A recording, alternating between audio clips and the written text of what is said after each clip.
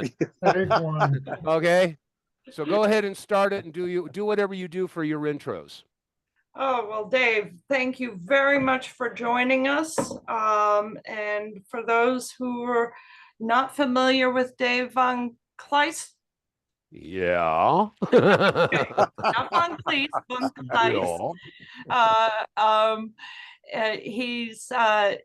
His work includes the ripple effect and in plain sight. In plain sight. Wow, 20 years ago. Wow. Yeah, but definitely check those out. They were included in the email list. You can click on the blue lettering and see them. So take it away, Dave. Well, I don't know where you want me to take it. Oh, Well, I want to start off by saying that I'm very honored that you would ask me to be on. I have basically not been in the movement for what, 15 years now-ish. And that was by choice and circumstance. It's another story, a different chapter. But I'm honored to be here, and I don't want to come across like some know-it-all or some expert on anything. I've always been a musician and a singer ever since I was a kid, and did character voices, radio voices. For many years, I was the voice of WTNH Channel 8. Hey, Husky fans, you've got a front row seat of all the action of Big East basketball. Tonight is UConn meets Villanova, right here on WTNH Channel 8. So that's what I did for a bunch of years. And it was during the first Gulf War that I saw raw feeds coming in from overseas of our military dozers dozing bodies into a pit. And that night, Peter Jennings, World News Tonight, well, the bombings continued in Baghdad today, but of course, there were no civilian casualties because America's using smart bombs. And I realized that they were lying. And that's what set a fire under my butt, knowing what I knew about broadcasting. And that's what inspired me to become a talk show host. So fast forward to 9/11. I was doing the Power Hour radio show on the GCN radio network. Same network that Alex Jones is on. Used to have he was on after my program. I used to invite him on to tell who his guest was going to be. But anyway, we went on live at exactly 9 o'clock Eastern time. Now, historically, the first tower had already been hit at 8:46, I believe it was. I didn't know that at the time. I got connected to the network. Hi, Jason. Check, 1, 2. We're okay. Yeah. All right. Fine. I turned on my TV monitors. There's Fox. There's CNN. And I went, oh my God, what's going on? And then my mic went live. I was live on the air. And so I told all the listeners, ladies and gentlemen, before we play any music, before the introductions, please run, don't walk to your television, and start taping any network you can. Something horrible is going on in New York. So all over the country, because we were coast to coast, we had about 65 AM stations. We were on shortwave, internet, satellite, XM.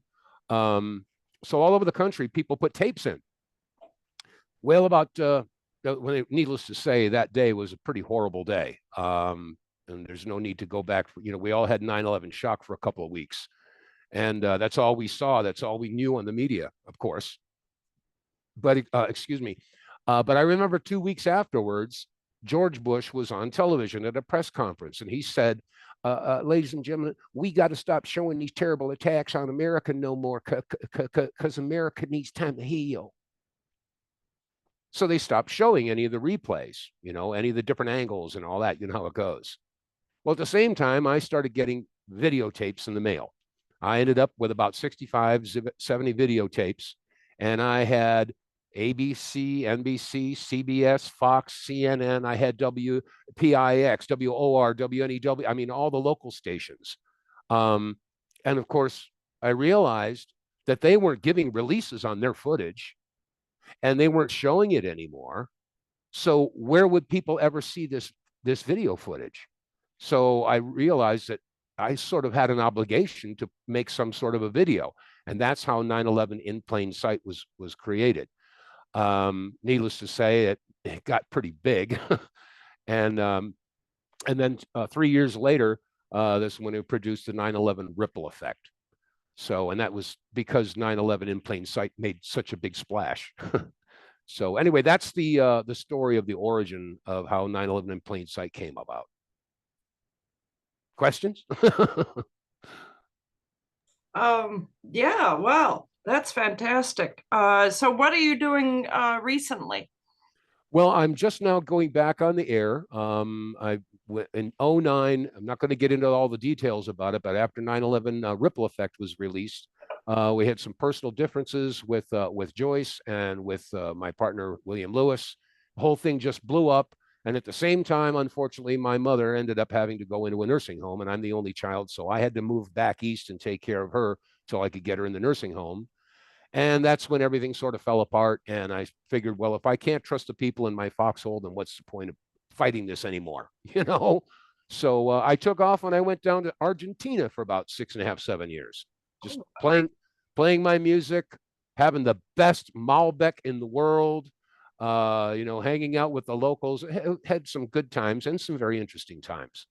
But now I'm back in the States. I'm here in the Northwest. And for the past several years, as John Lennon sang, I'm just sitting here watching the wheels go round and round, So I've been sitting here putting all these puzzle pieces together. And I'll tell you that once you get, and 9/11 is just one.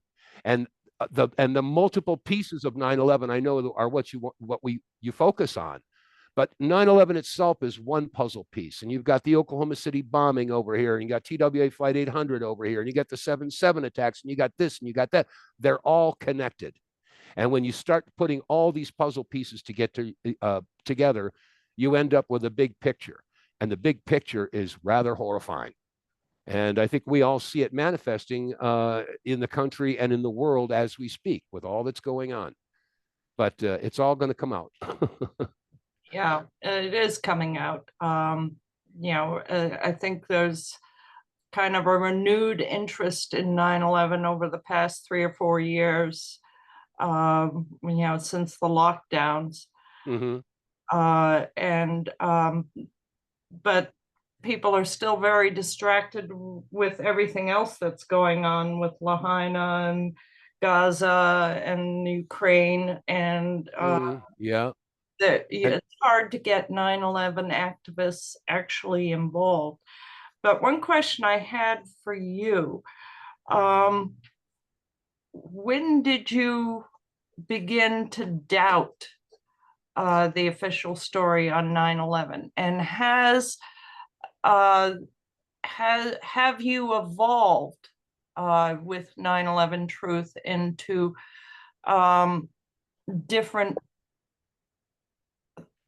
things that you think happened that day? Well, that's a rather big, wide question. I believe that there are many truthers out there, of course. And one of the reasons why I backed out of the whole thing is because I saw what's happened across the board. I mean, going back into when I was on the radio during the 90s and early 2000s, there was a lot of what we called radio wars going on. This talk show host is disagreeing with this talk show host, and that time they were all fighting as Alex Jones and Jack Blood, and my video is bigger than your video, and my book is my radio show. And I just said, wait a minute. We all have puzzle pieces. We shouldn't be fighting amongst each other. We should, and looking at each other as competitors, we should all be teammates. You take your puzzle pieces, put them on the table. I'll take mine, put them on the table. We'll all work together and put the puzzle pieces together. But unfortunately, there's a lot of people out there that are in it for the ego or the accolades, the recognition. And I said that taints the whole thing. So that's one of the reasons why I backed out of the whole movement and said, the heck with all of you guys, you sort it out. But because I got into hot water because of, oh my gosh, the flash and the pod. Oh my gosh, that created such a problem. You're familiar with the issue of the flash and the pod, correct? The pod, yes. Yeah. The flash. The flash is even more important than the pod. If there was a pod, I don't know. It looked like there was. I mean, I got sideways with another 9/11 truther that I worked with, and he said that was a missile. I said, well, we don't know that it's a missile. He says, you got to tell him it's a missile. I mean, look at it. It looks like a missile. You get the hole. It's a missile.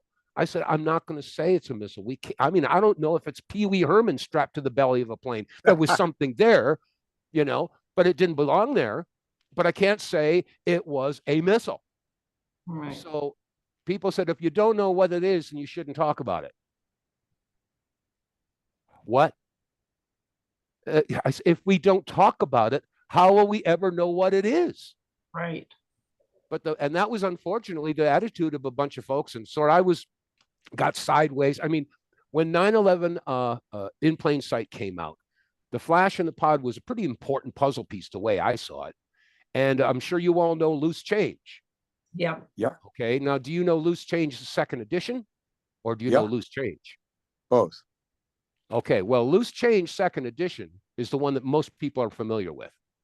The first one that came out, Loose Change, that came out. It was only out for about 2 months, and he took it down and he redid it, and he took out the flash and the pod. Oh, wow. Okay. It was one of the first things he put out there. And that was like, now to this day, he said he took it out because of time restraints, which may or may not be true. But my attitude is that those were two essential puzzle pieces as to figure out what was going on with these planes.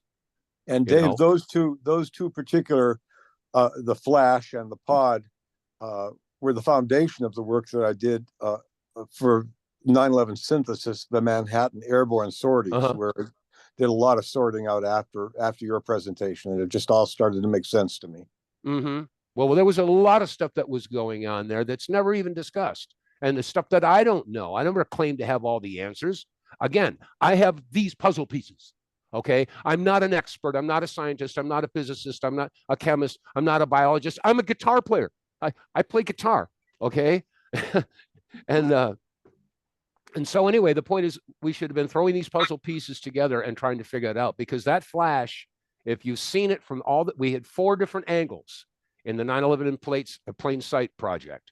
And the most important one was where the plane was coming in frame by frame, and before it hits the building, you could see the flash on the building, and you can see the reflection of the flash off of the fuselage. So it was not a point of contact, couldn't have been. It was aside from where the nose made contact, it had a reflection in the side, and it was directly in line with the anomaly that we don't know what it was, and for lack of a better word, we call it the pod. So what was the pod? I don't know. Was there some laser guidance going on? I don't know. I'm not the expert on that, but I find it rather curious that those are the 2 issues that people just don't touch upon. I'm just not aware of anybody that's really focused in on that, because I do feel that those are keys. So Dave, I have made you co-host. So if you've got any screenshots you'd like to share, feel free. And for the rest, didn't know I could do that. Screenshots, huh? Can I play video clips? yes, you can. As long as they aren't to an hour and a half long. No. Because I do have the video somewhere on this computer of the 4 different angles. Yeah. I could play them. I don't know if you're into it or not, but you said you had something that you wanted to show. While you do that, I'll see if I can find it here. No, I was going to just say to the rest of the group, if you have a question or comment, please raise your electronic hand, or if you can't find your electronic hand, which is under reactions at the bottom panel. Okay, so we have a few people. I'm not sure who came first. Al, go ahead. Sorry, it was muted. Have you or joined the 9/11 Truth Movement, or are you still sitting by the corner waiting for something to break, or what are your goals, if any, with 9/11 Truth? Well, at this point, like I said, when I left the 9/11 Truth Movement, went down to Argentina, I just pulled away from everything. There was a pretty dark period in my life. A lot of personal stuff happened all at the same time, and I was ready. Somebody used to listen to my show on the shortwave down in South America, said, "Hey, look, if you ever want to get the heck out of Dodge, 2012 is coming. Come on down here." So at that point in my life, I said, "Why not? What have I got to lose at this point?" So that's why I shot down there, and I basically divorced myself from the whole situation. I'm not proud of that. I just, threw in the towel. And like I said, after it wasn't a good split from the radio show, and 10 years of sweat equity in a business, all of a sudden gone. And like I said, and my mom, unfortunately, she was losing her marbles. Alzheimer's was setting in, and it was just a difficult time. So when I had the opportunity to leave, I left. So, but now I'm back, and like I said, for the past few years, I've been sitting on the sidelines, just watching this group, watching that group, and no, I haven't affiliated with anybody at this point. I don't know. Like I said, like you said, I'm just basically sitting here watching it sort itself out. Okay. So did you reside in New York before you went to Argentina? Well, no, I lived in New York years ago when I was a kid. Oh. I went to grade school in Brooklyn. I lived in the West Village. So no, those are my old stomping grounds. It was New York City, Manhattan. So and I went through high school just as they were crawling. Those towers were crawling themselves into the sky. So Craig McKee has a question or a comment. Craig, go ahead. Can't hear you. Your mic isn't working, Craig.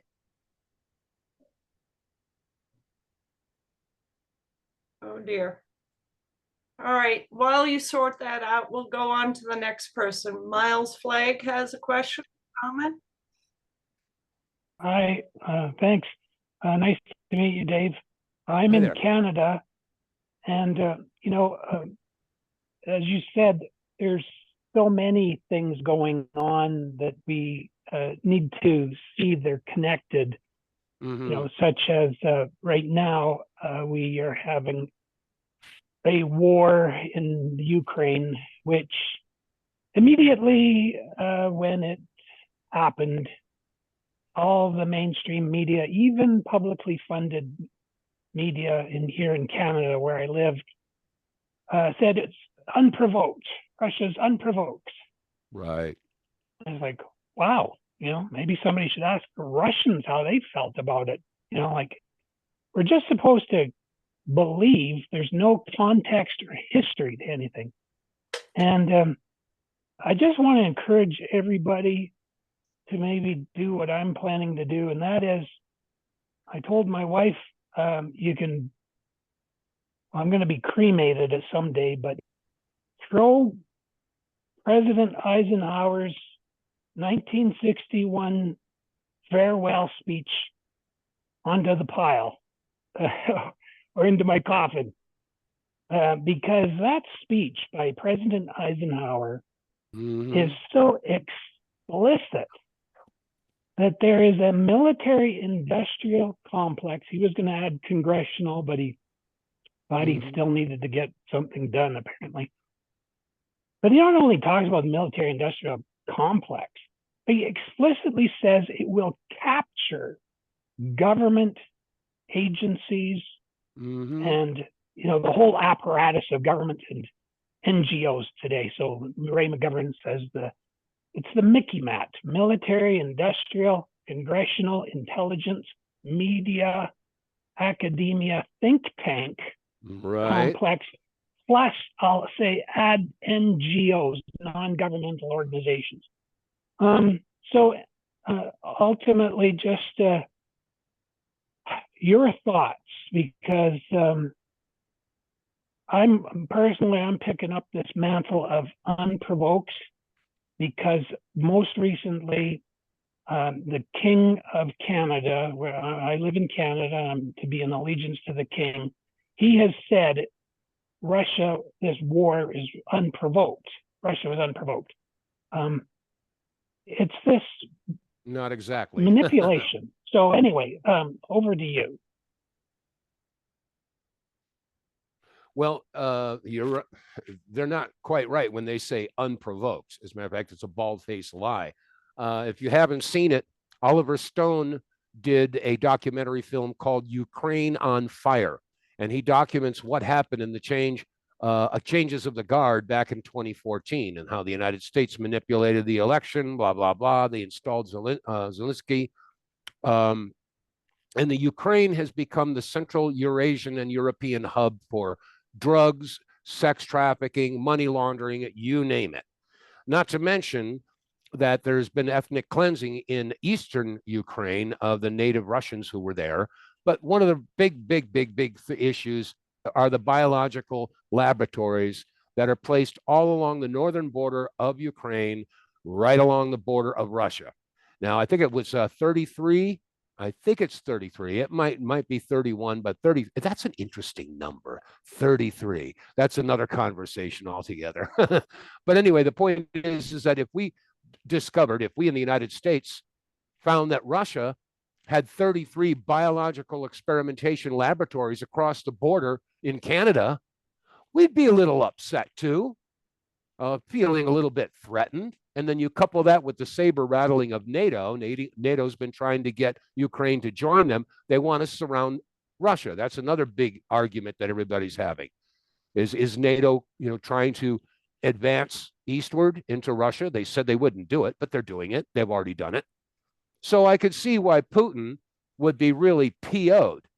And I don't think that the United States would be too happy, like I said, if we knew that let's say that Canada had become a major North American hub for sex trafficking and drugs and money laundering and all kinds of corruption, and there were those biological laboratories. I think the United States would respond accordingly. So I don't blame Putin in the least for this. What's going on in Ukraine is disgusting, and it has to be, I mean, we're throwing so much money over there, just like we're throwing so much money into Israel. And both of the regimes are just absolutely corrupt beyond description. So, one thing I'd just like to add for everybody to think about, the retort is that, oh, you're a Putin puppet and, you're in support of this authoritarian regime in Russia.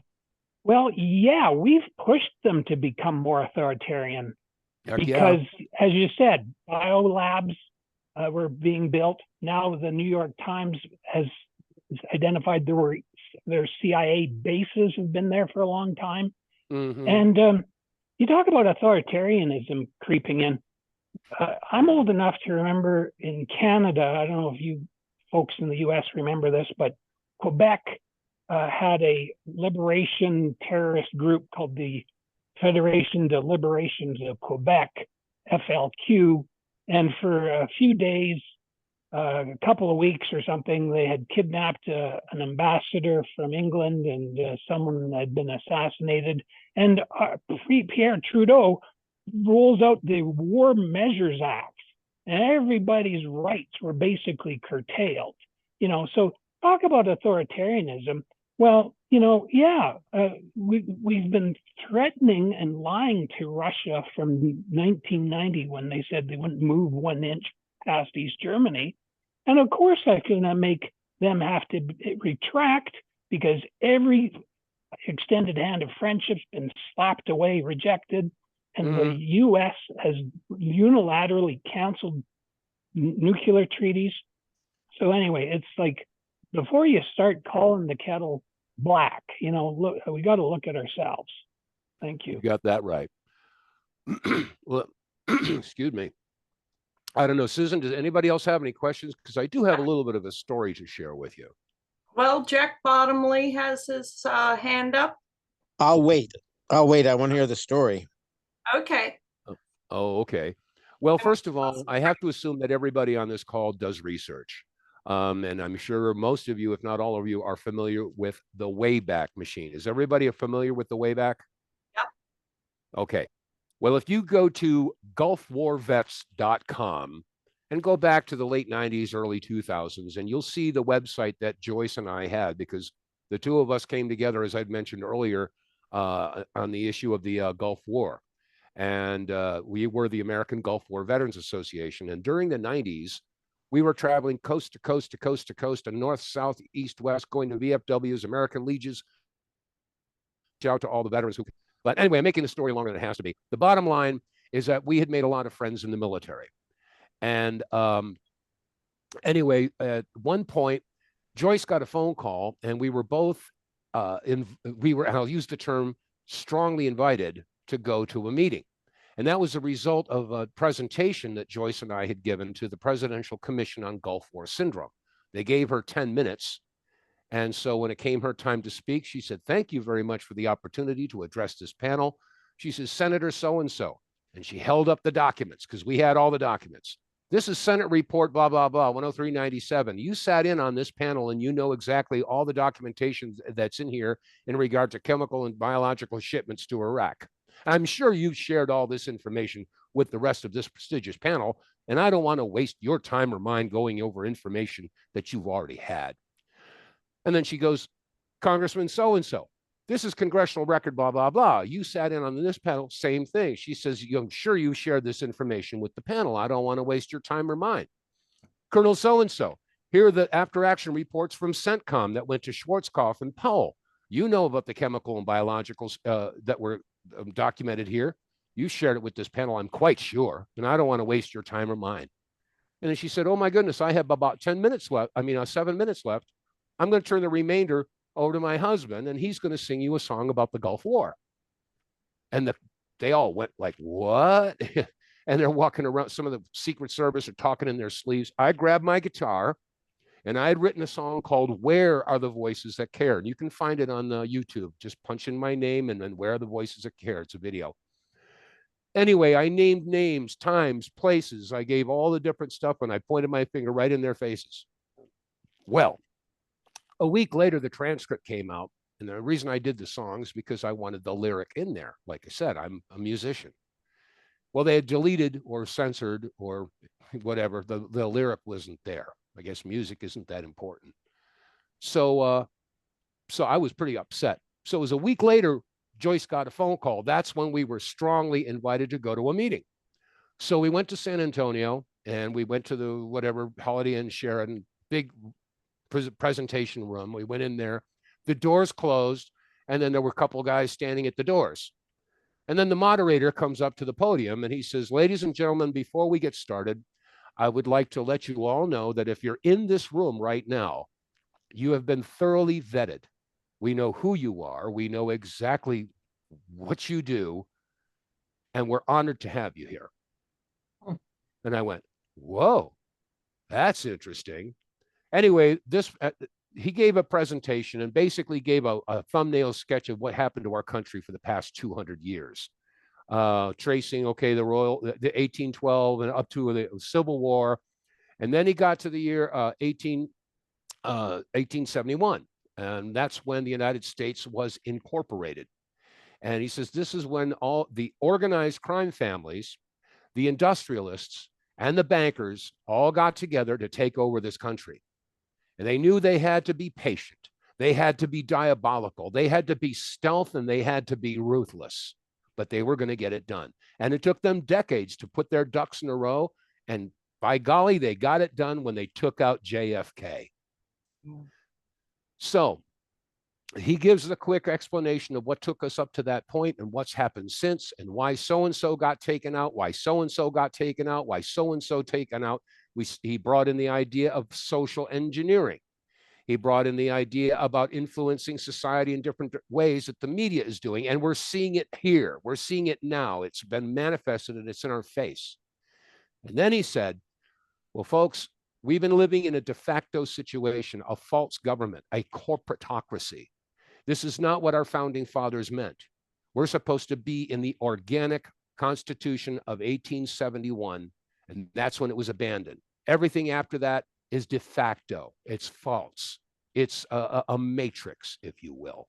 He says it took them decades and generations to get this done, to take our country from us.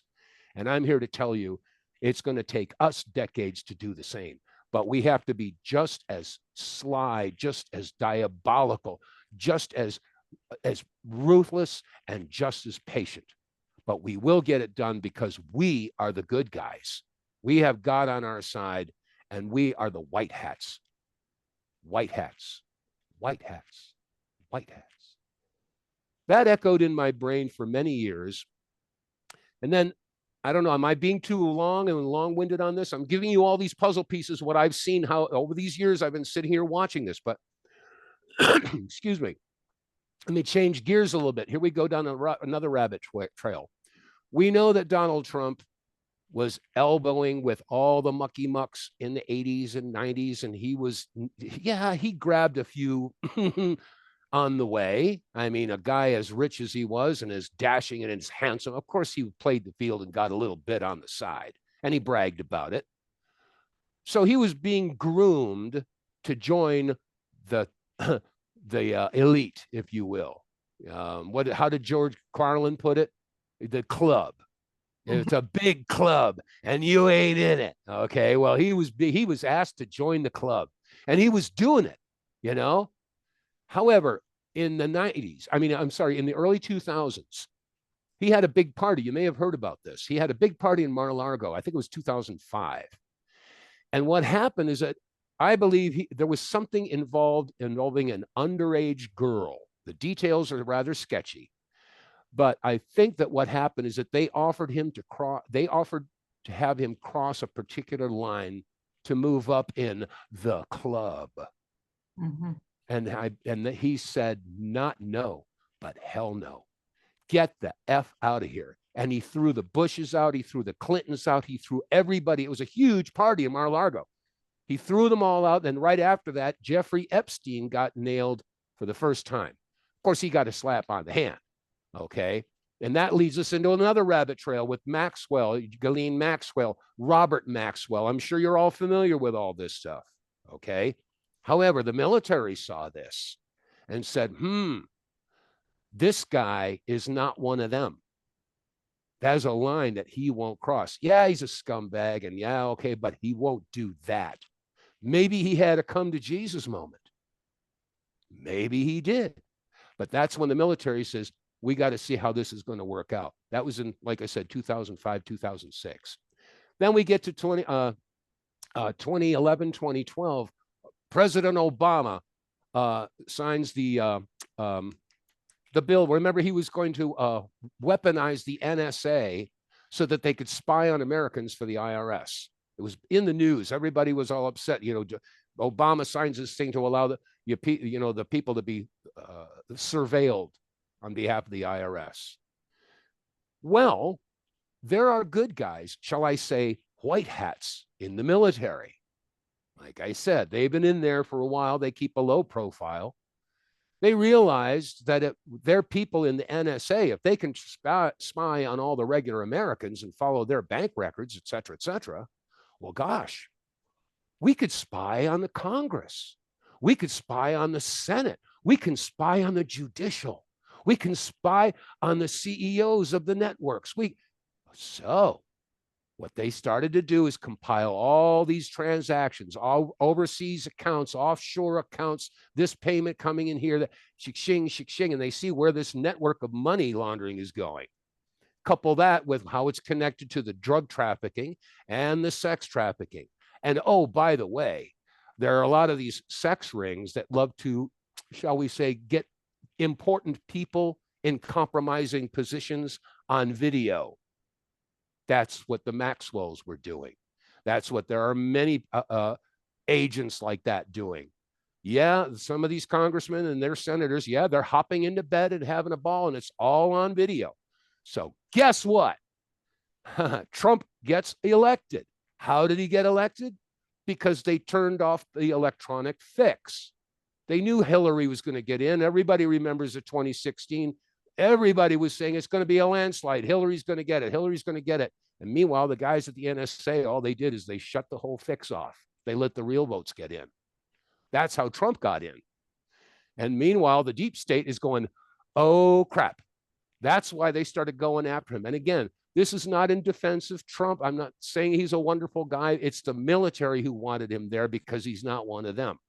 So now you get Trump into office and he has a capitulation tour. What was that? He had all the documents. He had all the videos, the DVDs, the video footage of a lot of these monsters all over the world. So the first thing he does, he goes to Saudi Arabia, to the royal family. He says, hey, guys, look what I got here. Because Arabia, I mean, that's a big hub for sex trafficking. And oh, my goodness, remember when the whole royal family was locked down in the hotel? That's why they were locked down. The royal family was having their nuts put in a vice. And that's why they had a capitulation, and they had a big celebration where they did the sword dance, which is only done in a transfer of power. And they gave the sword to Donald Trump, and the bad guys got exposed. So the white hats and Donald Trump are playing hardball, hardball. So from there, same thing happened. He met with Bibi Netanyahu. He was in the Netherlands. He went to NATO. Remember the video clip of him coming out of there and he pushes this other guy behind and straightens his jacket? Remember that? That's because he just made them his bitch. Sorry that put it that way, but that's what happened. And then he went to the Vatican. And by the time he was done there, the photo op of the Pope and Trump, you should see the look on the Pope's face. He looks like he was hit by a truck. And then he went to the Royal Palace. And if you remember, he went with the Queen and marched along the guard and the whole thing. And she basically beckoned him to walk in front of her. That's like giving him the lead. And then he met with Putin. And Putin gave him the soccer ball. He says, yeah, buddy, you're getting it done. I'm on your team. This was called the capitulation tour. So he formed an alliance, okay? And this alliance is about 80 countries now. And it's not an alliance with Donald Trump. It's an alliance with the white hats in the military to clean up the world of the filth and the scum and all these people who have been doing all what they're doing all through these years, through the Lusitania, the Titanic, and, the World War II, all of it is connected. And it all goes back to the same people, okay? And what's going on right now in Israel and Palestine, how did that whole thing come about? They're not talking about Zionism. They're not talking about bloodlines. Well, let's talk about it just for a couple seconds, all right? You may have heard of the Balfour Declaration. That was an agreement between the Rothschilds and the Royal Palace. If you can read it for yourself. And they said, we're going to establish a, quote, Zionist state of Israel. Zionist. What is Zionism? It's the belief that you have one country for one group of people. Okay? In this case, for the Jews.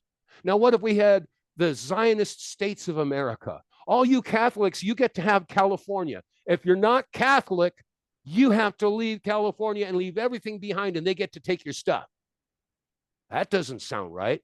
Okay, all you LGBTQ, you get to have New York State. If you're not LGBTQ, get the hell out of New York State and give all your stuff to them.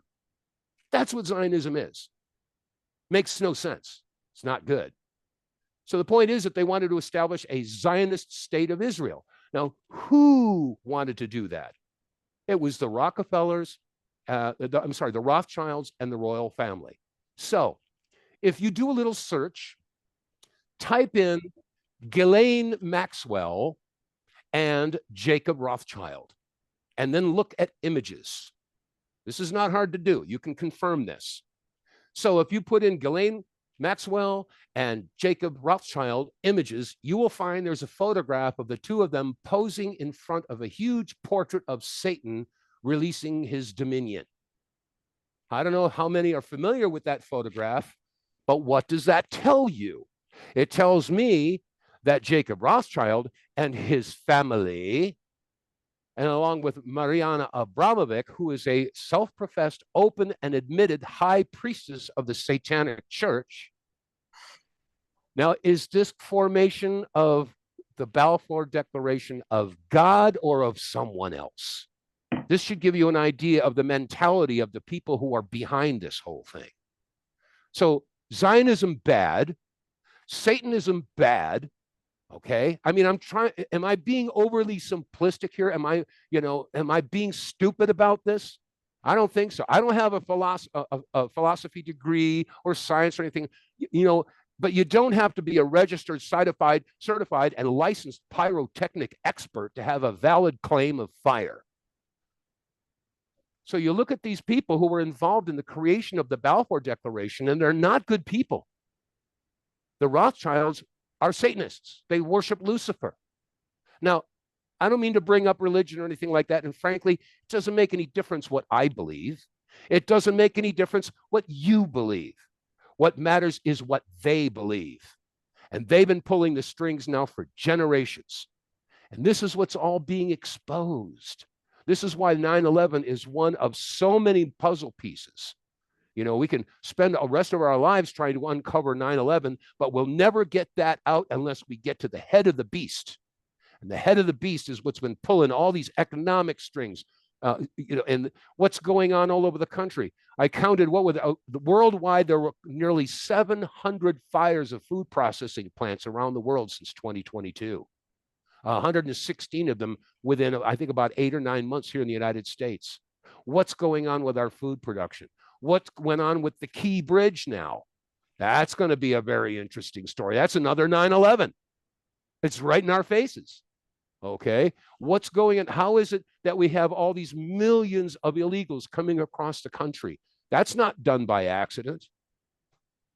You know, Mayorkas, Alejandro Mayorkas, he's been working with the UN and the, the Hebrew Immigration I can't remember the acronym, but it's a group that assists people in migrating. And they had offices in Central America, and they're helping the immigrants, to figure out way to get into the United States. In the UN and the Red Cross is handing them out maps on the easiest place to cross into the States. And meanwhile, we've got a lot of military-age Chinese that are coming in. And you don't get out of China unless they let you out. So what the heck are they coming here all by themselves, leaving their families at home for? Is it because they want to find a better life in America? No. I have no doubt that they all have been given addresses to go to. Hey, when you get into the States, you go to Atlanta, here's an address. You go to Denver, here's an address. Chicago, here's an address. New York, here's an address. LA, address. You'll be housed, you'll be fed, you'll be sheltered, you'll be trained, you'll be briefed, you'll be supplied, and you'll be given your missions. Am I sounding too much like a crazy person here? I don't mean to go off on a rant, but I wanted to throw all these puzzle pieces at you and let you see this is a huge, huge thing, and it's all being exposed at the same time. Where do you get your information? Everywhere. It's in our faces. I'm looking for evidence and proof. Okay, we'll pick one of them. Something you can prove in court. You've made a lot of allegations about a lot of things. Yeah, we'll pick one. It's fine. I'm not putting you down for it. I'm just saying. I don't take it as to be able to actually have solid proof. And I have no idea what white hats are. I have no idea a lot of things you were talking about. And, in my opinion, we were going to stick to 9/11 here. But, it's fine to go off on other subjects. But, and one of my problems is I don't buy into Donald Trump either. But anyway, that's neither here nor there. What I wanted to ask you was, and you've already answered it, the future of the 9/11 movement and your experience with it. And then have you been involved with, any of the Supreme Court attempts, Mick Harrison, Matt Campbell, Captain Dan Hanley? No, I have not. You have not? No, like I said, and that's why I was open and honest about it in the beginning. When I backed out of the whole situation back in 2009, I never wanted to be involved again. Hell, I didn't even want to be Dave VonKleist anymore. Patriotic balladeer, talk show host, producer of documentaries. I was saying, that's it. I'm turning the page. I think we all feel that way. Anybody that's been in the movement long enough is fed up with it, but it doesn't, it doesn't go away. And, we're looking for justice, at least I am, for the 3,000 people that got murdered. And there's no statute of limitations on that one. Oh, yeah. But I also wanted to mention, you were going back in the history of false flags, and it was something I was hoping you would talk about. And the project for the New American Century, Brzezinski, the Grand Chessboard, these are all continuations of 9/11. or the origins of 9/11. And then you have today's reincarnation with Newland and Fromm and all the people that have been in the State Department and these continuing wars that we're involved in are very much a part of, you know, once you unravel 9/11, all these people are going to be exposed. And anyway, that's kind of what I'm interested in getting your opinions on, if you're aware of it. I did want to mention before he addresses your question that Jack Bottomley and David Schlesinger. Yeah, go ahead. I'm just rattling. Because that sounds like a lengthy answer, and John and David have been waiting a long time. Yeah, and I apologize for being long-winded on that. I mean, I like I said, I have all these puzzle pieces that I've been looking at for all these years. So I'm just sharing what I got. No problem. Okay, Can Jack. you hear me? Go? Can you hear me? Yes. Okay. Is it clear? Oh, there's a background noise. Yeah, there's somebody else that's buzzing their microphone. Let me mute everybody. Oh, okay. I have two comments. First, I disagree with the source of the evil. I think it's the Khazar Zionists, but that doesn't matter. No, I'm in agreement, 100%. Yes, that's right. The media, especially right now after October 7th, it's amazing the tricks they're using. For example, the Gray Zone and other online Jewish groups have proven that there were no rapes on October 7th. Right. And so what does the media do? The media is doing specials on rape and how it's always been used and how women have been ruined, and they're constantly having specials on rape. And when you try to explain, especially to a woman, that there's a chance that those rapes didn't happen, they put their hands over their ears because they're so indoctrinated by PBS, NPR, BBC, etc. That's right. You're 100% right on all of it. You might be an expert in that kind of thing. My other point is that when I saw In Plain Sight, I was absolutely thrilled because it makes the a very good video editing, and I'm so happy that you're back on the scene because a lot of those videos are disappearing, and we really need them, and especially the way you just described the flash and the pod. That is so important, and I can't even, except for yours, I can't even find any more videos of that. Thanks.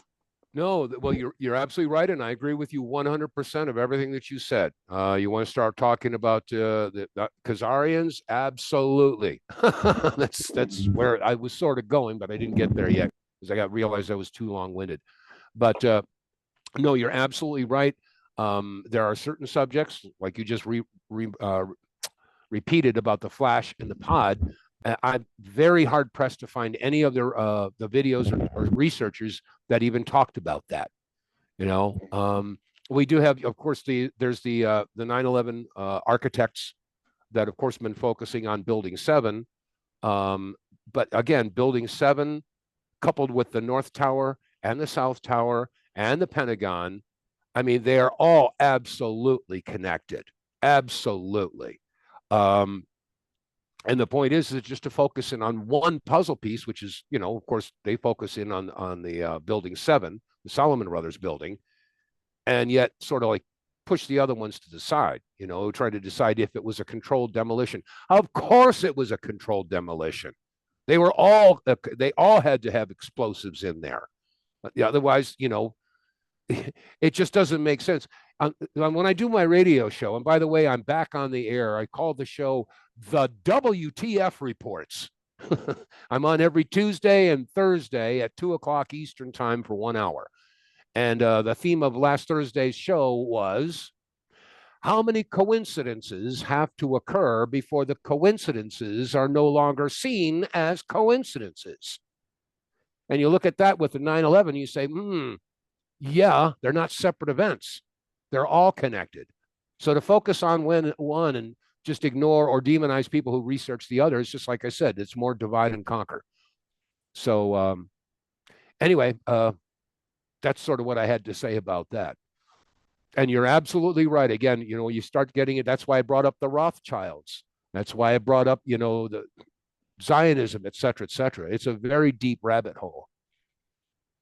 I mean, after all, we just got out of Easter. How many movies about Easter and about Christ being risen and Moses and all the religious programs and the history of the Christians and how they fled Egypt? Okay. But you don't get all those kind of movies about how the Jews got all started. Oh, they would say the Israelis. Yeah. Okay. The Hebrews. Yeah. But what about Eastern European? That was a whole nother situation over there. They don't do movies about that group, the Eastern European Jews. Interesting. Who was it that got chased out of that Jesus threw out of, who were the money changers that Jesus threw out of the temple? Was it John 4? No, John 8:44. That's interesting. Revelation 2:9 and 3:9. Those are interesting. There's a whole different sect out there that people just don't know about. Anyway, enough on that. You do your own research. Okay, David Schlesinger, you're up. You have to unmute. Yeah, I appreciate it. I've been active so long. I've actually been in your presence before. One time when you were arguing with Kyle Hentz, I guess that's about the flash in the pod. Kyle Hentz, I haven't heard that name in years. Yeah. So what is the controversy with the flash in the pod? What's the significance of the flash in the pod? Well, I would like to enter into this conversation at some point with you too, Dave, and both you, Davids, because I've done a lot of research on this area and I have strong opinions. I have no opinions. I just want to know what he's. Yeah, I'm happy to hear either of you, but I just know that is the main thing that is controversial about Dave VonKleist. But go ahead. Well, gosh, I wish I'd known I could pull out the magazines. I remember the old Popular Mechanics. They even published the photograph that showed the anomaly. I'll call it an anomaly for lack of a better word. It just sort of, I don't even know where the word pod came from. They ended up calling me a pod person, Yeah. But anyway, the bottom line, I don't know what it is. Like I said earlier, it doesn't make any difference. The point is that according to the video footage, and by the way, Colonel George Nelson, who was at the Pentagon, and his interview is on 9/11 ripple effect. Yeah. He gave his expert opinion. He says, there was something attached to the belly of that plane. He says, I was in charge of identifying aircraft and aircraft parts, and that ain't supposed to be there. So I had his testimony. And then there was also an ABC correspondent. Oh, gosh, what's his name now? I can't remember. But all these guys are in the 9/11 ripple effect video with their opinions as to whether or not there was something on the belly of that plane. And they all agreed that there was. Now, what was it? I don't know. We need research. That's all I was saying about that. I have another question, too. Yeah. You're saying that Trump won in 2016 because certain people intervened on his behalf. That's what I believe. Yeah. Yeah. I mean, because like I said, the fix was in for Hillary. They've been manipulating the voting booths for decades. I agree. But who is it who was acting on behalf of Trump in 2016? Well, again, I can only speculate. Okay. Like I said, my particular perspective goes back to 1996 when I explained earlier that I was in that meeting where this guy basically said that we are the good guys in the military and we are going to get our country back because we're the good guys. We are the white hats. And then once Trump got in there, you may remember the Q posts, the Q drops. And the Q drops started talking about white hats. And that's when I got a chill across my, a chill down my spine and the hairs went up on my arm. I went, oh my God, the white hats. I hadn't heard that term since 1996. So I started paying attention to it. And that's when all of the more puzzle pieces started to fit together. And so why did he lose in 2020 then? Because they had to let him lose. Well, here's the thing. you have to show the people. People have to be shown where the corruption is. Okay, you can fight all day long behind the scenes, et cetera, but the people of this country have to be shown. Everything has to be revealed. So the point is that they had to let this fraud go. And this is why so many people, that's why we had the January 6th thing. People knew that the fix was in. And that set forth the battle between the deep state and the Americans, so the patriots in this country. Okay, so the point is people had to be shown that that was a fraud. People had to be shown that COVID-19 was a fraud. And they're seeing that now too. Unfortunately, millions of people will pay the price for taking that jab. But the people have to be shown that they've been lied to. They've been manipulated. Because you can tell people all day long, but until you smack them between the eyes with a 2x4, you can't get their attention. And not only that, but most Americans have the attention span of a potato. So the point is that the people have to be shown the corruption here, the corruption there, until they get enough in their brains that they can figure out that we're on the wrong path and we got to do something. I hope that made sense. Well, as an example of why Trump did not drain the swamp, I mean, I'm a Bobby Kennedy supporter, and he had asked Bobby Kennedy to begin to deal with the vaccine issue, and then Pfizer gave Trump $1 million, and he bounced Bobby and put in former Pfizer executives. I mean, so Trump, he's just full of shit when he says he's going to drain the swamp. Well, let me look at it this way. And again, I am not a big Trump guy. I've said that several times, and I'll keep on saying it. I believe that what's going on here is a military operation that is, for lack of a better term, of biblical proportions. Because we're not just dealing with the United States government. We're dealing with the world, with the direction the entire world has been going. We're dealing with a matrix that's been set up by very specific bloodlines and families and secret societies, et cetera, et cetera. And again, it's not what I believe or you believe, it's what they believe. Those things exist. And Eisenhower warned us, Kennedy warned us, and there are many people that have tried to warn. Bill Cooper tried to warn everybody. But the bottom line here is that the people have to be shown. The truth is a bitter pill. If you're going to introduce, let's say you've got a baby and you're going to introduce solid foods, you don't sit down and give them a plate of nachos with jalapenos. You're going to be on the wrong end of projectile vomiting, and they'll never try it again. Such is the case with the truth.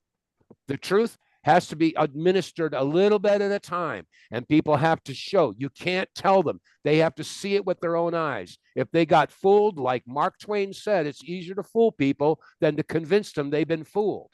And we have generations of programming that's got to be undone.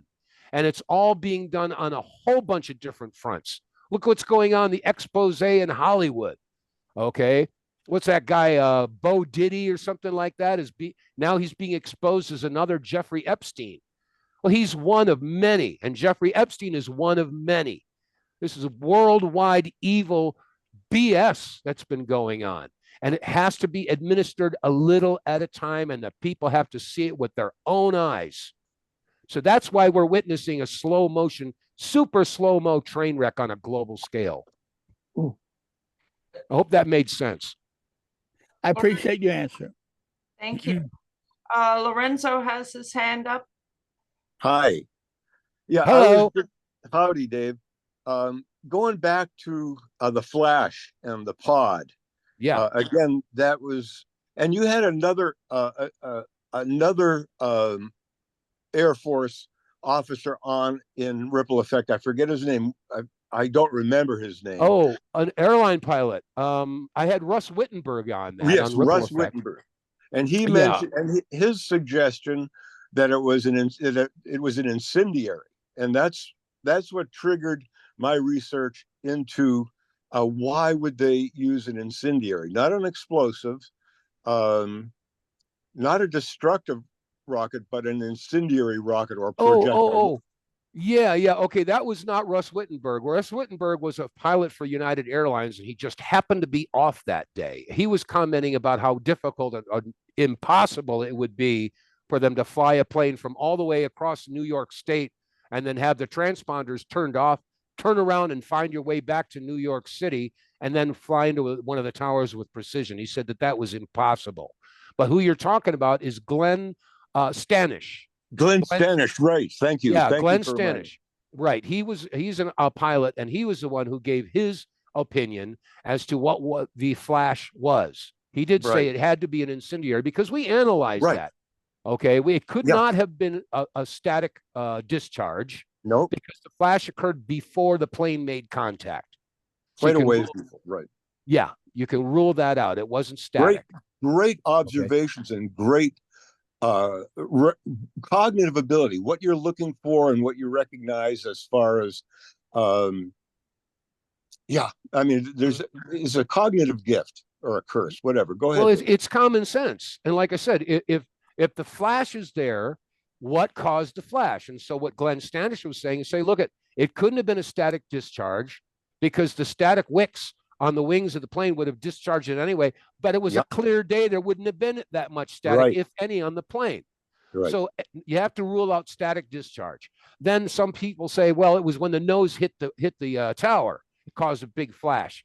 No, number one, the flash happened before the plane made contact, and that's recorded in both of the known videos of the airstrikes. The Naudet brothers footage shows the flash as well. So that confirms that the flash was real, by the way. It's not just in one situation, it's in both. And as far as the nose is aluminum, and aluminum doesn't spark. Okay. Oh, the nose part of it. Well, composite. I'm sorry, composite. Yeah, I'm sorry, I misspoke. Yeah. I mean, the morning, like you said, the static, the condition, the atmospheric condition was just prime. Mm-hmm. That essentially it's an aluminum building too. So it wouldn't have been there wasn't enough time for any friction heat to have been created at that point. Mm-hmm. Well, that's why. And again, for those who are interested, I mean, we could talk about that for a while. Please, if you go to my website, DaveVonKleist.com, you have access to my music and you got access to the documentaries. 9/11 Ripple Effect is available. If you click there, it'll take you to Vimeo and you can watch the whole thing yourself. And the analysis contains all the different testimonies from all the different people we just mentioned. Highly recommended for anyone that, that's looking for honest, qualified people with good cognitive ability about, essentially describing what it is they're seeing and what it might be about. Well, see, I also want to throw something in. Remember earlier in this hour, I was telling you that in the 90s, in the early 2000s, Joyce and I were the American Gulf War Veterans Association, trying to get help for the veterans. So we knew a lot of people in the military all over the country. And also, we spent a weekend in Cancun with Ron Paul and his wife, Carolyn, at a income tax symposium. Anyway, the point is that we had a lot of contacts in the military. So when 9/11 in plain sight was released, of course, it went kaboom and it went viral. It was all over the world and created a lot of controversy. And what happened is that some of the people in the military that we used to know contacted me and said, "Hey, Dave, I saw your video, man. You got a lot of stuff on there. You're asking a lot of questions." I said, "You're right. I'm asking a lot of questions that some people don't want asked, let alone answered. Would you like to talk about it?" And that's how I got, connected with George Nelson, Colonel George Nelson. He was 25 years at the Pentagon in charge of identification of aircraft and aircraft parts. Yeah. I also talked to General Albert Stubblebine, who was 25 years in charge of photo analysis. Glenn McDonald, that's his name. He was also a U.S. Army investigator, and he was a correspondent for ABC News. So, I mean, I talked to several different experts on the subject. And again, if you want to see what they had to say about it, just click on it, watch 9/11 Ripple Effect, because those interviews are right there. All right. By the way, that's how Bob Bowman died, the Gulf War syndrome. Yeah, I knew Bob. Yeah, he was one of the best. Mm-hmm. Yeah. So yeah, I think of him often. Chris Berger has his hand up, his physical hand, but Yep. also Maxwell Bridges had a couple of questions in the chat. Are you able to speak, Maxwell? Yes, I can speak, but my questions had to do with the flash again, and you guys were kind of talking about it. I still don't hear some logical speculation into what it did. Although at one point I remember Dr. Jones mentioning that, oh, maybe this flash, this for lack of better, this laser is using to ignite the nanothermite, because nanothermite is hard to ignite on its own. But that was my question, and I don't have to go further. Okay. Now, again, I am not a chemist or an expert in any of these fields. I mean, I do have my opinion about some of this stuff, but then again, so do we all. We all got belly buttons. But the as far as the flash is concerned, what was it? I don't know exactly what it was. What I do know is it wasn't supposed to happen. Now, when you have these planes set up, I mean, if you want to destroy the towers, well, let's look at it this way. The towers were originally owned by the New York Port Authority. Okay, back in, I think it was 95, well, maybe it was 98, 99. The EPA went to the Port Authority and said, "Hey, you got two dirty buildings here. They're loaded from top to bottom with asbestos, and that has to be removed. We'll give you 10 years to get rid of it, or else, you'll be fined." So the EPA tells the Port Authority that you got to fix this very serious problem with asbestos. Okay, let's put that on the burner over here, on that stove burner. That's going to percolate for a bit. Now, when I talked to William Lewis, we became very good friends, by the way, during those years. He had told me that approximately 65% was the occupancy rate of the World Trade Center. 65%. That means about 35% was vacant. They were not having a lot of income coming in. Okay. Oh, okay. That's not looking so good. All right. So you got those two things going. Now, put that on this other burner. We're going to let that percolate for a minute. All right. Now let's look at the world situation at the tail end of the 90s. Okay. How many world wars were going on? None. No. China's our biggest trading partner, and Russia was just trying to recuperate from his collapse a few years earlier. They were no threat. So if you're in the military industrial complex and you don't have any threat for war, are you feeling financially secure, or are you financially insecure? I think we all know the answer to that. Military industrial complex needs a war. So let's put that on this other burner. We got 3 burners going now. Then you put together the project for the new American century, which was brought up earlier. They said that they needed a new Pearl Harbor event so they could justify bombing the snake snot out of brown people in the Middle East. All right. So you put that on this burner over here. So if you decide that you got to get rid of these buildings because they're dirty and they're losing money, and you need an excuse to start a war, and you can't demolish the buildings, you can't dismantle them, not in downtown Wall Street, in downtown New York and Wall Street. That's impossible. You have no choice. You have to have an insurance fire. So Larry Silverstein takes up the mantle on that one. You all know the story on that. He gets insured. And so they got to have a war. So what better way to do it than to plan to take these buildings down? Now, how are we going to take these buildings down? My gosh, we can't just blow them up. There has to be a reason for them to come down. I know. Let's go to the Northwood documents and we'll take that idea that they had of painting planes, switch them over, and fly planes into targets. We all know about the Northwoods document. So that seems to be a logical probability. And of course, having those planes hit, they would have to hit those towers. You can't miss. You got to have some sort of a guidance system, some sort of a GPS, something to let those planes hone in. And then, of course, once those planes hit, we have to make absolutely positive sure that those buildings are going to go down in a great, big, spectacular explosion. Oh, okay.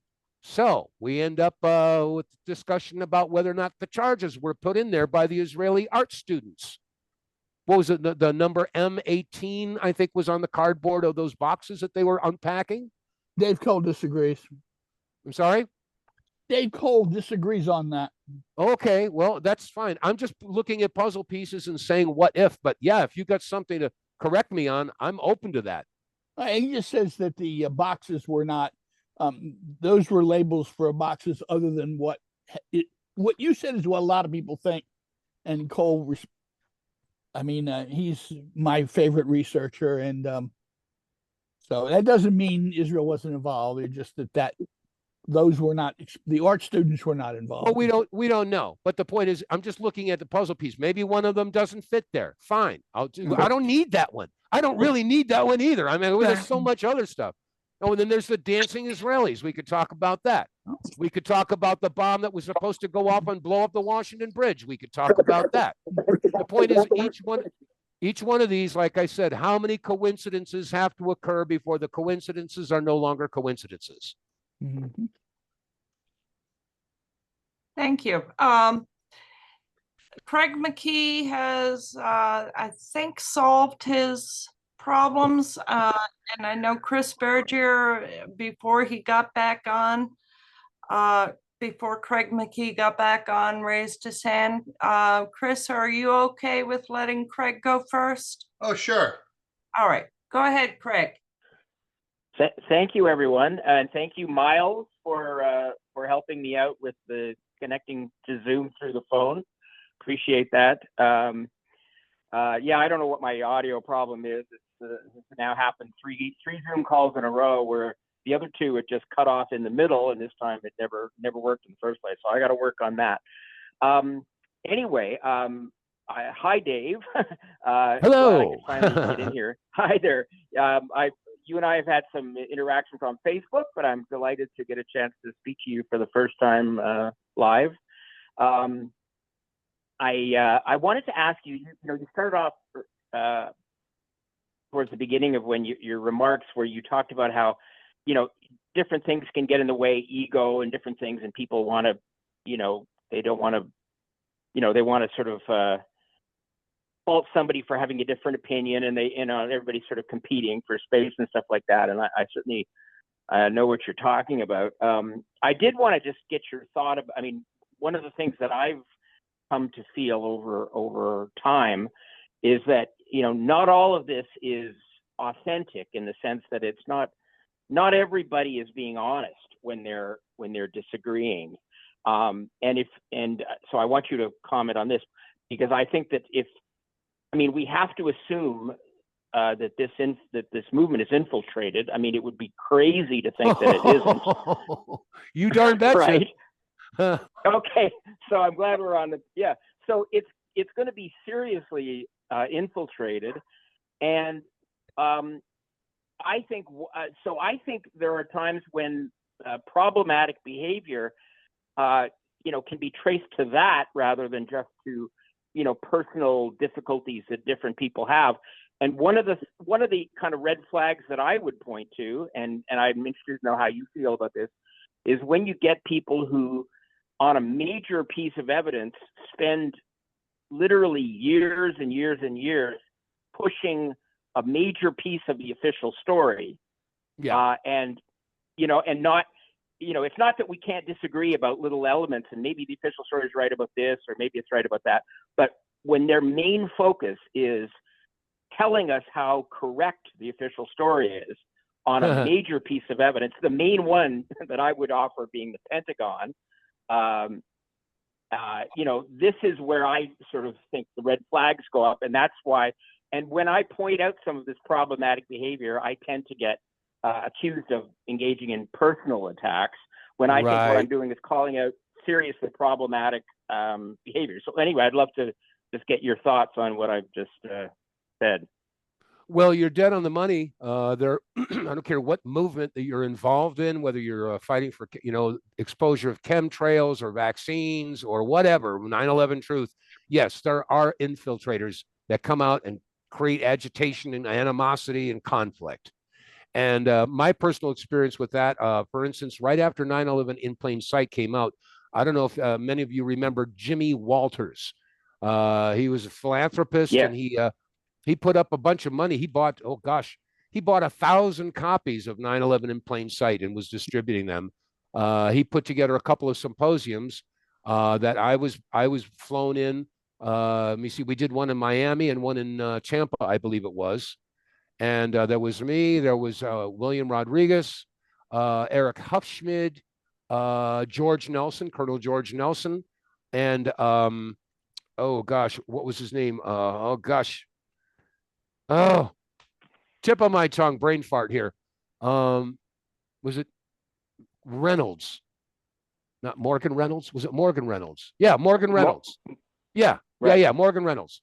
And he was formerly with, I guess he was with the first Bush administration or Reagan administration or something, education or something. I forget. But anyway, I'm making a long story too short. In these presentations, of course, the 9/11 In Plain Sight was dealing specifically with photographic and video evidence. And I was very careful when I produced that not to come to any absolute definitive conclusions. Like I mentioned earlier, I would not settle in and say that the pod was a missile. I don't know what it was. And I was very careful not to, put out some sort of a definitive statement, and thereby they could label me as a conspiracy theorist. So I was very careful about that, and they couldn't back me into a corner.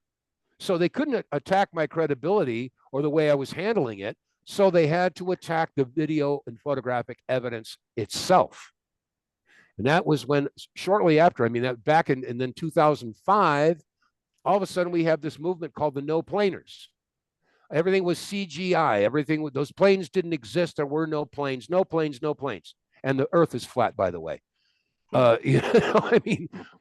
the point is that that created a problem for a lot of people. Okay. And then there were other folks. Judy Wood, for example. Now, I'm not doubting that some of her information is accurate. I have no doubt that the military and the powers that be have weaponry that we've never even heard or imagined about. Okay, so direct energy weapons. A lot of people have never heard of thermite. Okay, I think all of these things may have come to play. All right, so, and as far as, any division in the movement, well, again, you brought it up. There's a lot of division, and some people are going to point their finger this way and say, you're wrong, and no, you're wrong, and there you go. So this is why we end up stuck in the mud, and that's why I said, to hell with this, I'm not going to do this anymore. I got out in 2009 and went to Argentina. Right. Anyway, hope that answered your question. Well, if I can just quickly, can I do a quick follow-up or no? Yeah, I'm not the moderator, but that's fine. Go ahead. Okay, I wasn't sure about. I know what you mean, but I guess where I get stuck, or where I feel the movement gets stuck, is that everybody thinks that when you call out bad behavior, even if you can document it completely beyond a shadow of a doubt, that constitutes division. And I guess I would argue that if somebody is trying to kind of poison the well on purpose by trying to push us towards the official story while at the same time claiming to be truthers, that I don't consider that division if the people are inauthentic that are being called out. I think if we want to come together as much as possible, I think we need to do it under the flag of, like what can we show to be wrong with the official story? What can we show to be false, or at least something worth investigating, as you were talking about. And when people are pushing the official story, then I'm not willing to say that this is a division, because I'm not willing to accept that what they're saying is genuine. Mm-hmm. Well, so, the old saying, you don't look for what you don't want to find. All right. The bottom line here is that folks like you and like me and everybody on this call, the 9/11 truthers all over the country, and indeed all over the world, have been pulling all kinds of documentation and evidence and photographs and there's tons of it. But the powers that be don't want to acknowledge its existence. It was like, okay, right. What was it? I think it was on September 18th of 2001. It's about a week after Condoleezza Rice put out I was at a news conference, and I think I can paraphrase, if not quote her. She said, "We have definitive evidence that links Osama bin Laden to the attacks on September 11th, and we will reduce this information, quote, in due time." To this day, they never released any information linking Osama bin Laden into the Taliban. They're sure there was lots of accusations, but they didn't put out any evidence. So when you call conspiracy, but you have no evidence to support it, that's a conspiracy theory. Okay. You remember the analysis I gave on the 9/11 in plain sight, about the lottery ticket. I mean, if you want to win the lottery, but that's, you could win the lottery, but as long as you don't buy a ticket, your win is a theory. But once you buy a raffle ticket, it becomes a possibility. And the more raffle tickets you buy, the more possible and eventually probable your win will become. And that's exactly the way it is with a conspiracy theory. Okay, we've been gathering evidence for decades now. So is it a possibility? Damn right it is. And eventually, what point do you reach where you got so much evidence that it's no longer a conspiracy theory, it's a conspiracy fact? Right. And that's why I said before, how many conspiracies have to occur before the conspiracies are no longer conspiracy theories? I agree. But then you have the situation where some people are trying to pull that evidence off the table. In other words, we've already done the work. It's already clear that it's evidence. And there are people who are trying to say, oh, let's not look at that anymore because it's in doubt. It's controversial, like the Pentagon. And so that's where I get, people get mad at me for defending this evidence and saying, no, we can't just allow it to be tossed in the garbage can. Thank you. Some people, so that's what frustrates the hell out of me. And then I got. How do you think I feel? Well, I know. I think I know how you feel. I mean, that's what anyway, the flash in the pod. That's what the flash in the pod was all about. They didn't want to talk about that. Take it out of your film. If you don't know what it is, you can't talk about it. I said, okay. Well. Yeah, good for you for sticking to it. Anyway, thanks, Dave. No, I appreciate it. All right. No, it isn't so much that we have to show all the evidence to prove what really happened. We'll never really know what really happened. We should put it on those that are in charge of putting out the official story, the official narrative. You prove what happened. You're the officials, aren't you? Right. And yet there are people in the truth movement who are trying to flip that so that we're the ones with the burden of proof. The people that are pushing the official story at the Pentagon, they want us to be the ones that have to prove how the damage happened instead of the government having to prove how a plane crash caused it. So well, they there's tried. the problem. The NIT, National Institute of Technology and Science, put out their report, which was absolute horse hockey. I mean, my God, the evidence. I mean, their graphic and the model that about they New York. used. You know that. What's that? Oh, you're muted. I can't hear you. NIST is about New York, not the Pentagon. Well, okay. Pardon me. Okay. He didn't say NIST. He didn't say NIST. He said NTSB. Well, regardless, the official, I forget who it came from, but the official report from the Pentagon had their diagrams showing the plane slamming into all of these support columns, but they left out the engines. They left out the wheels. I mean, my God. I mean, you want to talk about putting out BS. I mean, that's their officials. That's my story, and I'm sticking to it. And you're all conspiracy theorists. Don't. and some people in the movement are trying to agree with that official word. Well, that's because it's safe. That's because it's safe, because they don't want to be called a conspiracy theorist. Oh, you're a tinfoil hat. People don't have any balls anymore. Right. Sorry. I didn't mean to swear on it. It's a 5.5 hour video they put forth, and it is closer to the official story, but it is not the same thing as the official story. It is fair to say it's closer. Yeah. Almost entirely, Dave. Well, there are important differences. There's only one thing in it that's different. Only one thing in it that's different, and that is who was flying the plane. Mm-hmm. That's the only thing. What I was impressed with that is that they had the plane hit the very first floor. I mean, it's hard enough to hit 5 floors from the side, but to hit the very first floor, that implies special guidance. Well, absolutely. I mean, and not only that, but hey, you know, the 9/11 in plain sight video, we put the footage in there of the Pentagon before that collapse. Now, that collapse happened approximately 28 minutes after the event. What was the event? Of course, we said it was a plane that flew into the Pentagon. But when you look at the video footage of the Pentagon before the collapse, there's only a 16-foot hole.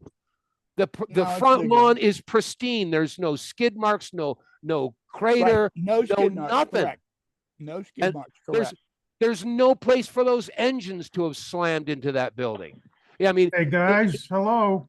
We're coming up to 8 o'clock, and I don't mean to cut it short, but we still have the Boston 9/11 agenda to go over.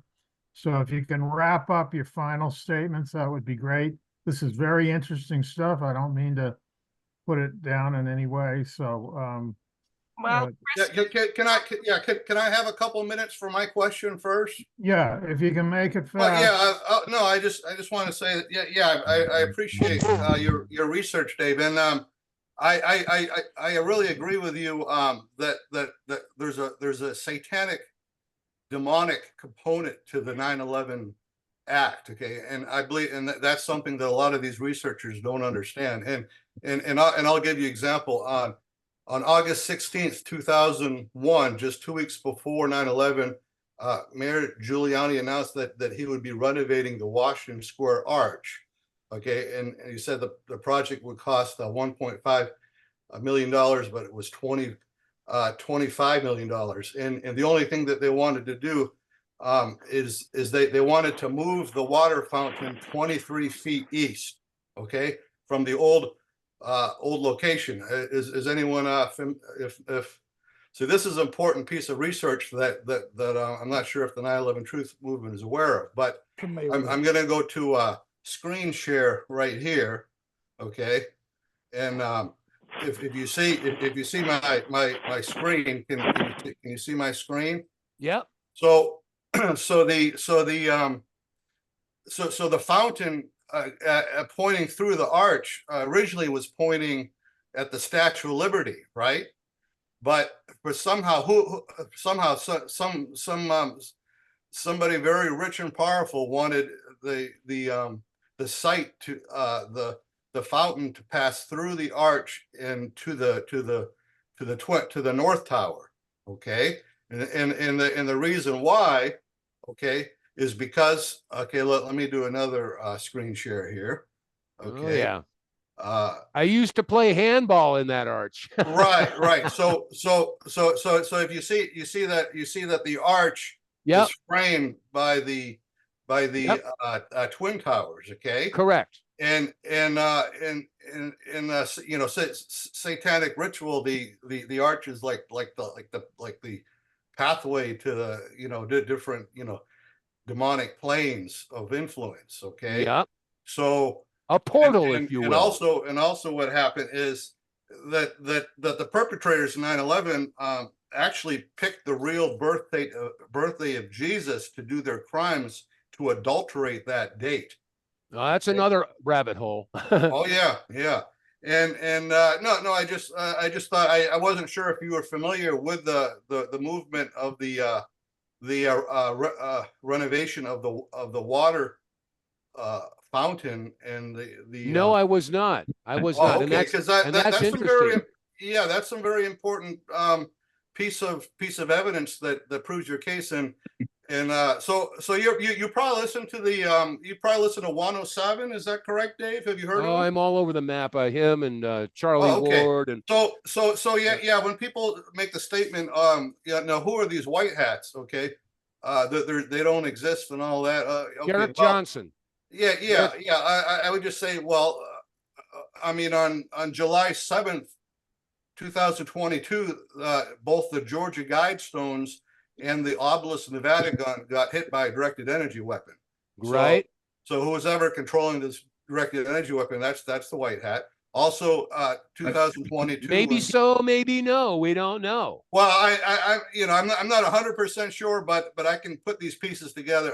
And there was also when Biden went to Nantucket 2022, he had a Hertz motorcade, and when he parked his cars, all 5 cars, all of the front ends were surgically singed, sparing the gas tank. So I mean, for me, that's sign of them in motion. Okay. Yeah. So I agree with you. But I just wanted to point out the movement of that. The alignment between the water fountain in the in the Washington Square Arch. That's interesting. That instead of being in line with the Statue of Liberty, it got changed to be in line with the Twin Towers. And this was 2 weeks. The announcement was 2 weeks before September 11th that they would do renovation on that park. Interesting. Very well, good. I appreciate that puzzle piece. It's not one that I was aware of, but that just proves, this is why I'm saying there's so many puzzle pieces, and what you're bringing to the table here indicates that yes, there is ritualistic stuff that's going on, which is why I brought up the Rothschilds and Mariana Abramovic and who's behind all this stuff. It's a big, long rabbit hole. You can prove this stuff, believe me. Sorry? I don't know how you can prove all this stuff. I mean, I just told you. Stick to the evidence, and I. No, it is. Well, it is evidence that they renovated. We already have a case. Yeah. Why go down another rabbit hole when you don't have to? Well, you have to see how the whole puzzle fits together, Al. That's great. Really figure out the proof. Yeah, I mean. Yeah. But I think you're diluting the 9/11 movement by, going off in too many tangents. I mean, you may be right. I have no idea. Okay, well, consider this. Hold on a second. And now, if I'm right on this, okay, like I said, Sun Tzu says, hold your friends close, but hold your enemies closer. Yeah. You have to know your enemy. That's in Sun Tzu. So the point is that if you want to know who's behind it, you have to get familiar with what kind of people you're dealing with. Okay, and believe me. Fine. Well, and that's why I brought up the street and talk to the average newbie that has no idea what the fuck you're talking about. Exactly. You're never going to get anywhere. Believe me, Right. I've been hit over the head too many times to bring up any of this stuff. You got to keep it simple. And Well, just on a point. Well, hold on. When Robert David Steele visited, there was a crowd of 70 people over in Providence, And I had my 1967 Newsweek article of David Rockefeller, his watch pointing to 9/11. When I passed that Newsweek article around to a lot of people to show them, they were absolutely, I mean, a lot of people had a you know, just were very, very, you know, taken back by that and very, very moved. And it really, really woke the whole crowd up. If there was anyone that had doubts that there is this cabal that's doing it. Well, the people I talk to, they think you're crazy just to bring up 9/11. So well, this is I'm why, looking you know, for a message. I'm looking for a message that can bring them in. I don't want to go down any other road other than being a one-trick pony on this, and being able to tailor a message to people that, you know, you have to start somewhere, and just, you're all over the map as far as I can see.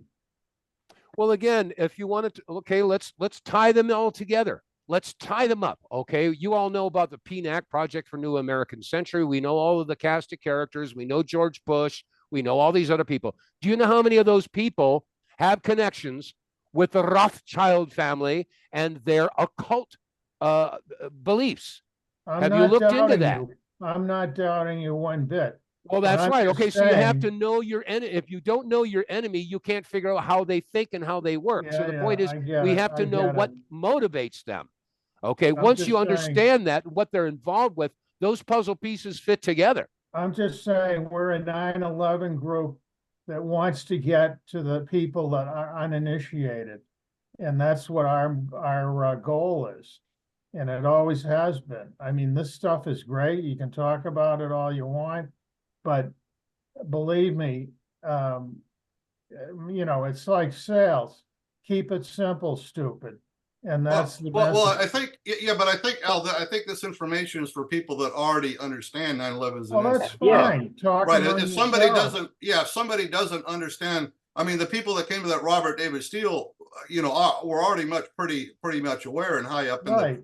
But the average guy on the street, I agree with you that you got to keep it really simple. You're right. Someone thinks that Bin Laden still did it. You got to slowly wake them up with Building 7. So I mean, I agree with you there, Al. You know, I'm in agree with you too. Absolutely. And yes, we do go down a little bit of a rabbit trail here, but I'm just assuming that everybody on this call is not here for a 9/11 101 talk. Okay. We've all been down these roads before. Okay. We're talking like the 201 or the 301, you know? So, I mean, I have to assume that most of the people on this call are familiar with, you know, the people who were involved with this. I mean, who was it that said earlier that Rumsfeld had announced the day before 9/11, we were $2.3 trillion, couldn't find it at the Pentagon. Okay. So, I mean, you know, yes, we can be real simple and basic about it for the layman who doesn't understand. I mean, a lot of this stuff, I can't talk to people in the street. They think you're talking a foreign language. That's right. You know, no, I get it. You're absolutely right. But I assume that this was a call involving people who have been down some of these rabbit holes and could use a couple of other, you know, puzzle pieces to follow or another rabbit trail to follow. But we're also here to bring the uninitiated into our group. And, you know, as far as what I strive to do, it's what? You're not going to get new people on this Zoom call. I don't know about that. I mean, if we're out on the street and we get people interested in one or two messages. Years as a group. Well, I think we've done more than that. Let me see. Well, how many people are on this call right now? I can't quite see. We've got 13. 13. Okay, well, I'm sure that of the 13, I would assume that all 13 wouldn't be here unless they had some background and knowledge about the controversy of the 9/11 attacks. But you're missing the point that we put this out on the internet as a, you know, on our website. And that's where the hope is that people will get, you know, come to it and then listen to the show and want to get involved. And if you go off and you know, the white hats and everything else we've been talking about, I think it does more harm than good. That's to my opinion. I'm just one of many, so. No, I agree with you. 100%. Like I said, I assume that we would be discussing all of the different forces involved in the creation of not just the 9/11 event, because that's just one of many. This has been going on for decades, for our entire lives. And that's why my particular avenue of research has been not, I mean, yeah, 9/11 was a big one, but I got involved before that, having to do with the Gulf War and the depleted uranium and where the weapons sales and the money that was going, the military industrial complex. All of these are puzzle pieces. All of them led us to 9/11. In Massachusetts, when Nixon invaded Cambodia, I mean, believe me, I've been a peace activist my whole life. Mm-hmm. And I'm not unaware. And the false flag story is an important component. And yes, 9/11 was part of a string of, you can start with JFK and go right down through history. Mm-hmm. And every country in the world has pulled off false flags. And so the point being that 9/11 brought a whole new dimension to what they can get away with, and we're looking for justice for the people that got murdered. Well, talk to the firemen, and that's our in with those guys. Hey, we're not. No, I have friends who have family members that were lost in that attack. But you see, the thing is that this was not my first go round. I mentioned when I started my radio talk show career was in 95. Well, actually before that, but on 95 when I was on WATR in Waterbury was when the Oklahoma City bombing happened. And, every other radio talk show host across the country was giving everybody OJ updates every 15 minutes. And I said to my listeners, hey, look, if you want an OJ update, turn the dial. I don't want your listenership. 80 something, was it 87 people, lots of women and children were blown to pieces in Oklahoma City. I want to talk about that. And the point is, like I said, once I got in touch in researching that, and I spoke with the news producers that were in Oklahoma City, and I talked to Charles Key, and the whole story about the Oklahoma City bombing with Terry Nichols and Timothy McVeigh, that was a lie. It was a lie, a flat out, bald-faced lie. And I put the footage at the end of 9/11 in plain sight. You could see it for yourself. So the 9/11 attack was just one of many. And we can go after one and go after this one or go after that one, but we have to recognize that they are all connected by the same people. I don't disagree with you, but the name of our group is Boston 9/11 Truth. And that's what we try to stick to. Okay. Well, we won't talk about secret societies or military industrial complex. We won't talk about, some of the other false flags that have occurred. We'll just focus only on 9/11. I don't think that that's the way to go, but we can respectfully disagree with one another because I feel that they're all connected. I have a suggestion. There are two different categories here. First is hitting people over the head with a 2x4, people who have an attention span of a potato. Right.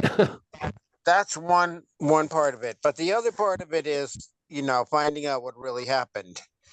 And I'm very concerned that in our group, two people who have huge libraries of and all kinds of pictures off the internet, which are all gone now, gone off the internet, are now in retirement and not available. And I would like to have some sort of library system set up. Not anybody set up a library, but that we could have 100 computers or more that had all this information. Documents. I hate to interrupt you. I'm having a hard time hearing you. Somebody has a short circuit on their audio. Oh, geez, probably me. And it's going. Okay, all right. We need to mute Craig McKee. We need all this evidence. We need. Is that better, Dave? No, he seems to be gone now. Good. All right. We need to save this evidence that's been accumulated over the years. You cannot go to YouTube or the internet anymore and find much of this stuff. Yeah, it's and gone. where we could before, all this evidence. And so I'm saying that we should work out some sort of a system that it's on 100 different computers, all of our computers or something, because now you can just go to Micro Center and buy a 6 terabyte Toshiba hard drive for $99. So we could have all this information on a whole bunch of hard drives. There are a bunch of people who are doing exactly that. Well, we should all get connected with them then, because very, very important. Okay. Can we wrap this up and get to our agenda? I see other hands are up, but I'm afraid this will go on for another half an hour, and we do have an agenda item, so I think I kind of need to close off the questions. And yeah. How can we get a hold of Dave VonKleist? Are you okay with getting out your contact information? Sure. My email is dvonkleist. We're still recording. Do you want it on the recording? Well, I'll tell you what, go to my website, davevonKleist.com. You can go there, or you can go to thewtfreports.com. So those are 2 ways to get in touch with me. Okay. Okay, thank you. All right. All right. Well, thank you for offering to have me on as a guest. It's I haven't done too many interviews in a long time, so I hope I didn't ruffle any feathers. I'm just giving you a brain dump of what I've accumulated over the past 15 years. Oh, it's not hard. Well done. Thank you. Yeah, thank you, Dave. Thank you, Dave. I certainly appreciate your presentation. It was very, very interesting. You're great. I'm so glad you're back. Well, thank you much. Well, listen, spread the word, and start listening to the radio show. If you go to thewtfreports.com, all the archives are there. Thank you. Great. Thank you for coming. All right, guys. Well, thank you. Thank you, Dave. I'm going to bail. So you all have a wonderful evening and a good weekend. And thank you all.